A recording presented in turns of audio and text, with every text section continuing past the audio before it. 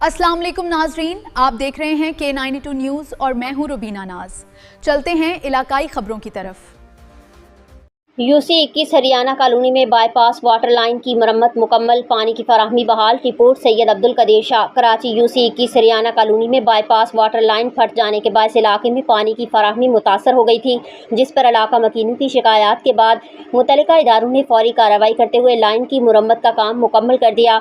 ज़राए के मुताबिक अवामी नुमाइंदों MNA सैयद अमीनुल हक और MPA मज़ाहिर अमीर खान की काविशों, वाटर बोर्ड के ताउन और UC-21 की मकामी तंजीम की मुसलसल राबताकारी के नतीजे में मुतासरा बाईपास लाइन की मुरम्मत मुकम्मल कर दी गई, जिसके बाद इलाके में पानी की फराहमी बहाल होना शुरू हो गई है। इस मौका पर UC organiser Aamir Iqbal, joint organiser Nadeem, committee अरकान और कारकुनान भी मौजूद थे, जिन्होंने मरम्मती काम की निगरानी की और मुतल्लिका इदारों से मुसलसल राबते में रहे ताकि अवाम को दरपेश मसले का जल्द अज जल्द हल मुमकिन बनाया जा सके।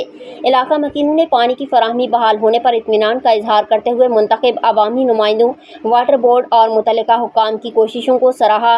शहरियों ने वाटर बोर्ड के सब इंजीनियर आरिफ और मुतल्लिका अमले की बरवक्त कार्रवाई पर भी शुक्रिया अदा किया।